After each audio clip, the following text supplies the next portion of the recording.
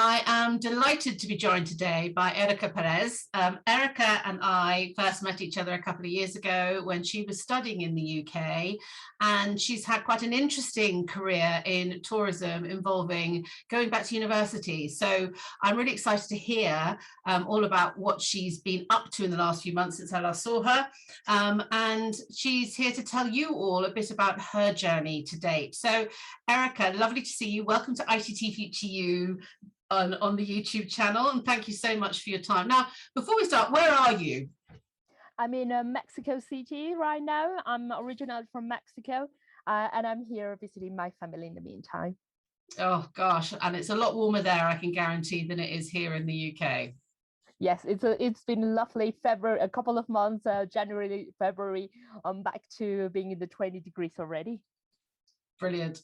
So Erika, as I said, I'm really interested in hearing a bit more about you and your career to date and what that's meant, and also, you know, your decision to go to university. So perhaps you could just sort of start at the beginning and how you got into tourism in the first place. Yes, actually, it's a funny thing because with my family, we've always traveled. So I've always liked getting to know places and getting used to traveling by car, by bus, by plane.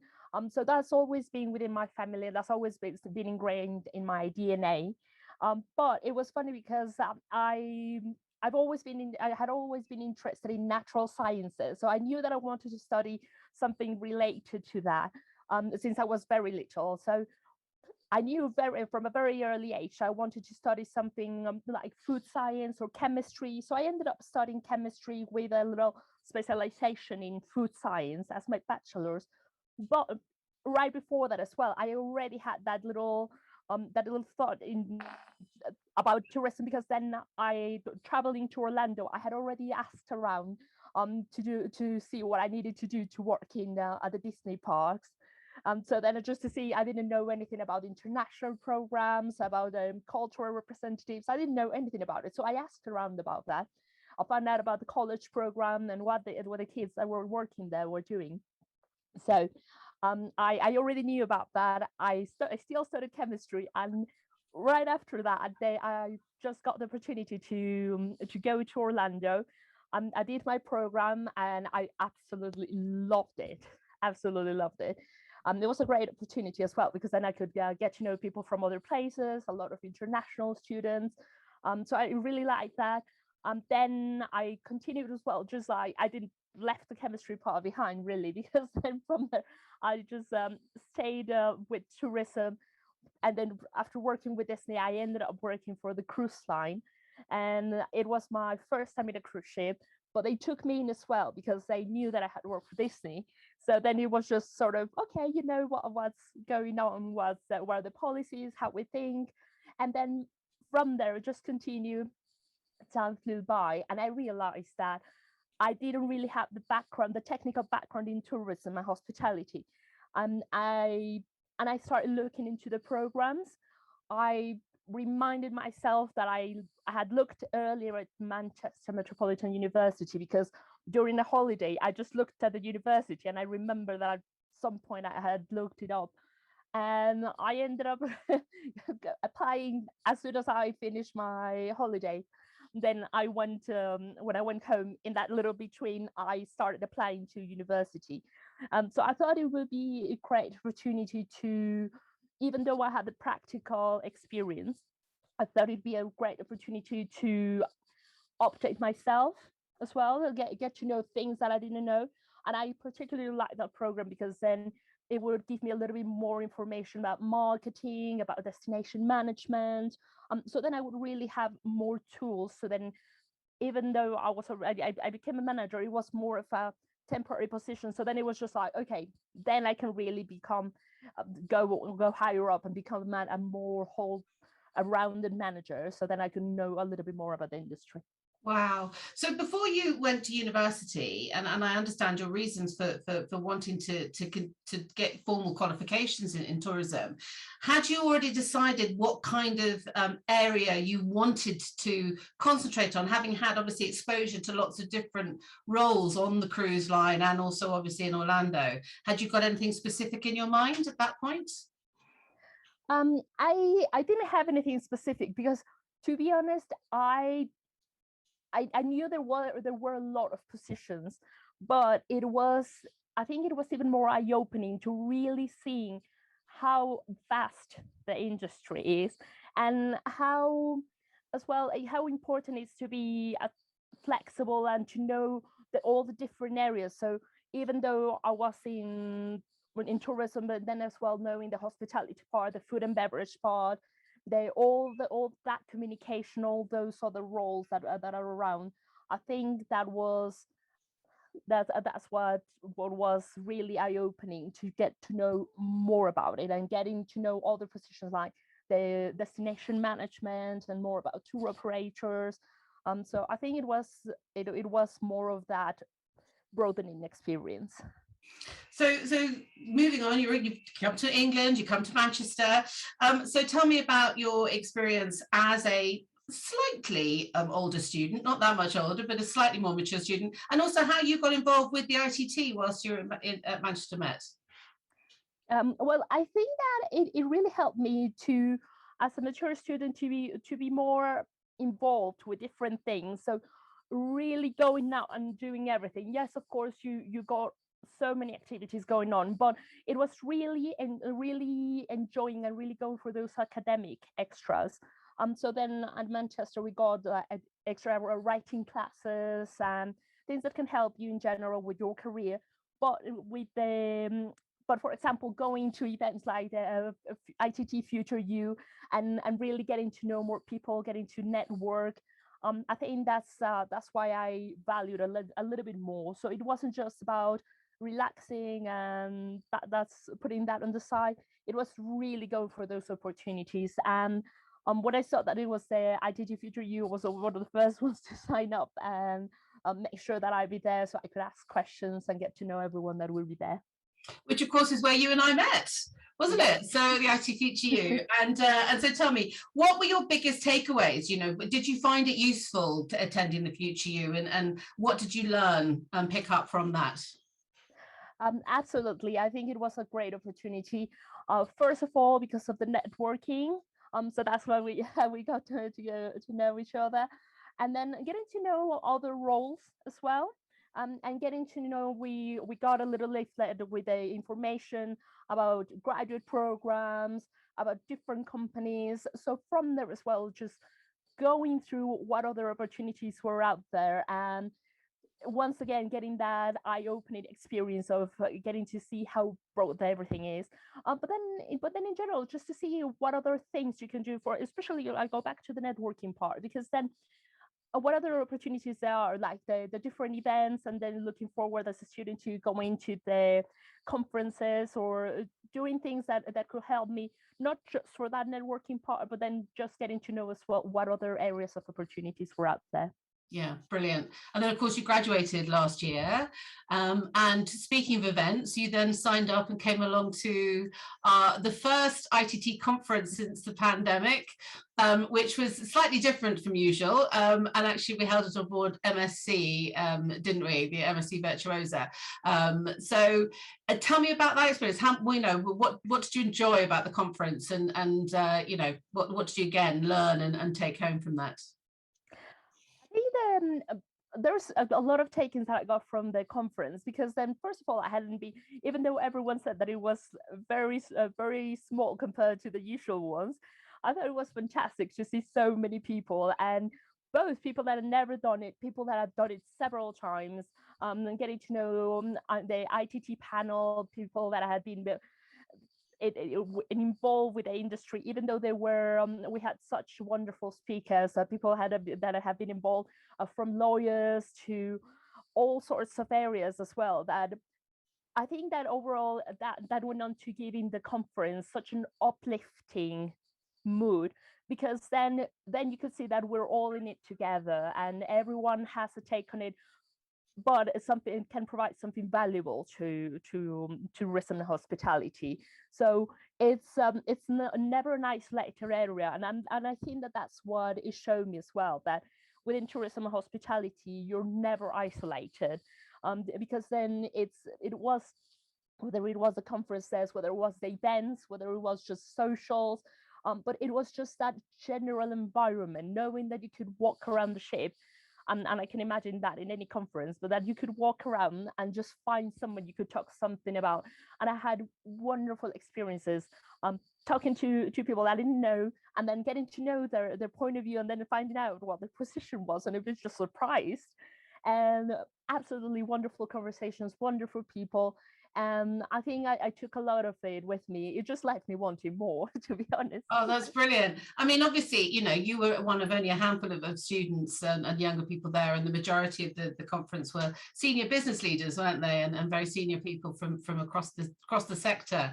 But of course, I know you made the most of it and came with some great contacts. And you mentioned networking, and that's obviously been a real strength of yours, definitely, and one that is needed in this sector as well. So tell me then where you are now, why you're back in Mexico, and what the near future holds for you. So after graduating, I looked into opportunities here to stay in the UK. There's a graduate route to stay as a student. But I mean, so I could look for a job there, but as well at the same time, I got the opportunity to go back to Disney Cruise Line. And so I came back to Mexico precisely to sort out all my paperwork. It's not complicated, but there are some intricacies that just like medicals, paperwork that has to come from Mexico because my passport is from here. So it was just those details to get sorted out. So then I could come back. I did use the opportunity as well to come see my family. After 2.5 years away, Yeah. it was very important for me to see them and get a little bit of time with them, and then get the wonderful 20 degrees. Yeah, don't rub it in. But it was just that time to just sort of recover and then go, so I could go back to Disney Cruise Line. I'm already getting back on the ship next week, and looking forward to it, looking forward to the changes and to seeing what's new, and just sort of to be able to have that new perspective from having studied in the UK, but just to have that a better perspective and a little bit more knowledge to be able to analyze and contribute as well to the cruise industry. So are you going back to a more senior position than you left, and you know, what sort of thing are you going to be doing on board the cruise ship? So I'll be a guest services manager, and then so that is mid-level position. So then it'll be giving me new opportunities as well to go into more senior roles. And I think that with both with the studies, and then as well I did my internship, my placement for my studies. I did it in a hotel, so then I've got a little bit more of the hospitality side. So then I can tell more of the roles pretty much that would lead up to a hotel director, like a general manager role. So then I can say that I've done all those other things, so then I can go more into that route. Fantastic. And what sort of skills do you think you've picked up over the years that have really helped you through obviously getting this new position, and what advice would you give people who are thinking about either studying in tourism and hospitality, or just entering the industry, either in cruise or in another job? What sort of skills and advice would you give them? Personally, I think that a couple of the skills two of the major skills that have helped me in this industry have been my languages. I speak 9 languages. I know, brilliant. And that helps me for both. It's getting to know other cultures, getting to understand them from a different point of view as well. So it just sort of transitions. You don't see it from the language point of view. It just sort of transitions you to getting to know the other person and getting to understand better their point of view, or just where they're coming from. And I think that's absolutely priceless in hospitality and tourism. And then the other one has been, I would say, resilience. Because that has been something that's, no matter what happens, there's always ups and downs, but you know how to, I've gotten to know how to manage them creatively and how to sort things out, and then understand that there's not, it's not a fixed point. So things will come and go, but you will get to it, and you can manage things no matter what, even if it's a personal things. You can get through to that. And I would definitely say to anyone that's interested, even if you just got that love of travel, and you just, even if you got just one experience where you think you've really been treated well at a hotel, at a restaurant, and at an attraction, it really makes a difference, no matter which background you come from. Because don't worry, if you, like me, I studied chemistry, it doesn't matter if you got a completely different background. Not only will that help you maybe be more analytical, but it will also give you a good conversation point. I mean, you can always use that as an icebreaker, or you can also relate to other people that have got different backgrounds. Maybe the other person's an industrial engineer, and you can relate to how that love of travel, love of people, how you really like the tourism industry, or the hospitality side, how you really can get those together to, in the end, it becomes customer service, and it becomes helping others. So it really doesn't matter where you're coming from, as long as you've got that interest and the drive to put you through to deliver a service or a product. Amazing, great advice. Thank you for that. And I certainly have no doubt that you have a very bright career ahead of you, Erika. And 9 languages, I mean, there's no doubt that obviously in a global industry, speaking different languages does help.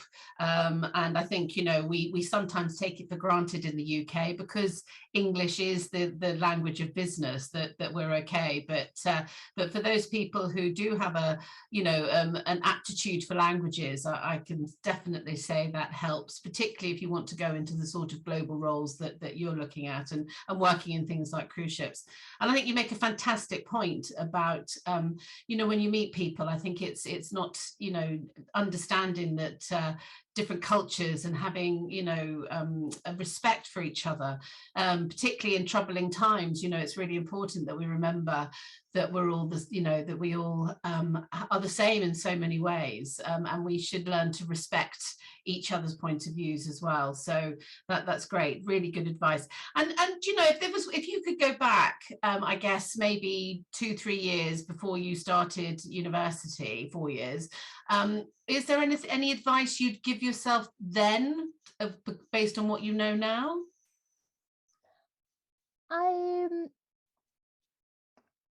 Honestly, I would keep it the same way, because I think that, at least at a personal level, I know that I would still go out and put out myself to talk to people and do things and not be afraid of that. But at the same time, it would be sort of contradictory. I would just tell myself, sort of just like, everything will be okay. Because in a way that you got to be flexible. No one saw me 4 years ago. If someone had told me, you'll go to the UK, you'll be able, like, you go to university there, but things are going to change across the world with the things going on later on, and Yeah. I would not believe it. It would not be like, it's just like, so what do I do? It's like, there's no reason for panic. it would just be like, everything will be okay, like, really. Like, just keep going on the same track. So that's what I think. I wouldn't change anything, because things change so quickly. But it still showed that I would still have my contacts, I would still have my friends, I was still able to go later on to the MSc, to the conference. So there were so many things that really, like, there were many very good things that came out of everything that happened as well. Whether I took the same decision or not, I think that it was, it just came out to the same result. So I would go to my, if I could go back in time, I would go back to my little, like, a 7-year-old. And because I still, like, I already like to travel, so that I would tell myself, like, just keep going, keep learn 3 more languages or something. just to top it up, so that it would really go off the charts.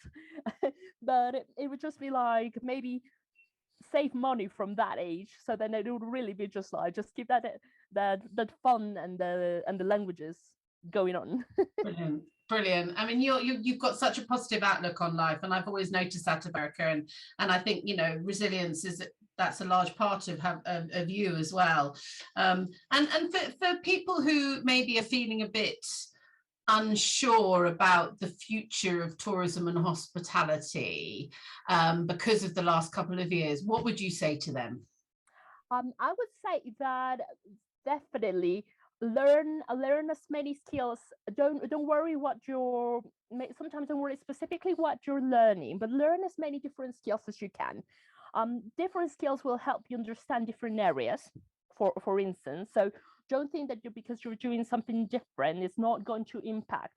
It might be something that maybe makes you relate to someone else. So it could be a conversation opener. It could be just like, oh yeah, by the way, I did something related to this, and then it takes you onto another conversation. But then it teaches you anything that you can do as long as you stay active. And whether it's I don't know, it could be something completely similar, like it appears like unrelated. It could be similar, but it is just like delivering packages from Amazon. That's going to teach you organization. That's going to teach you give you a certain ethic of work. So that's going to help you. Maybe something related. So maybe it's being a waitress at a restaurant or a bar. That's going to help you as well. You've got to be organized. You've got to be nice to the customers. You've got to know the products. That's also going to give you other skills. So it's important to keep yourself active and not to lose hope in that in the industry, because that tourism, that hospitality industry, those are going to be they're still important. And I can tell you, at least from the cruise line sector, there's more than 40 cruises coming up in the next few years. You see the cruise catalog, it's within the next 5 years, all the major companies have got massive amounts of ships coming up, and it's different sizes, different routes, different companies. So it's really like an open book for anyone that wants to work in the cruise ship industry, because then it could be from a small yacht to a big cruise liner that's got more than 6,000 passengers. So there's a lot of opportunities coming up, and people are buying cruises and people want to go on cruises. So that's why all these cruises are coming up. And it's not just that, it's all the hospitality as well. All this Manchester has so many new hotels coming up in the last 2 years. It's absolutely impressive. Yeah. But then you've got as well tourism. People want to travel, people want to do things. So it doesn't matter how sometimes uncertain it looks, things look like right now. It really doesn't matter, because then people will drive, the consumer will drive that love of travel further no matter what. So as soon as things are open, people will just go. And that will create opportunities for cheaper flights and for trains and for all these other things that are involved within travel that will help continue the industry. So that's never going to go away. So keep going and really keep yourself active, I would say, to anyone that wants to work in the industry and can't right now. And there's a lot of courses, and there's a lot of things. ITT Education's got a great courses and programs that you can do. So just keep doing that, so you can keep yourself active, you can keep yourself knowledgeable about what's going on. But then as well, you can keep those extra skills, learn a new language. There's so many things that you can do in the meantime that will definitely help you. Brilliant advice, absolutely excellent. Erica, I could chat to you all day, and you normally do have a long chat when we're together, don't we? So, but I'm conscious of time, and you've got to go and get ready for your departure on Monday. So tell me, where are you going on the cruise? What's the cruise route this time? So there are 7 nights, and it's Caribbean. So then there's Eastern and Western, so going to the British Virgin Islands, US Virgin Islands, Cozumel in Mexico, so I kind of get a little bit of home there again, Grand Cayman and Jamaica. Oh, fantastic. Oh gosh, you might have to I might have to come and jump on board with you, sneak on board with you. Sounds amazing. Erika, best of luck with next week. And I know you're going to be amazing, and I know you're going to give all of the cruise passengers the most incredible experience. We love having you as part of the ITT, and long may that last. And looking forward to seeing you when you come back to the UK this year, because I know you're planning on coming back once this cruise is finished. So in the meantime, thank you. And yes, we'll speak soon. Thank you very much, Claire.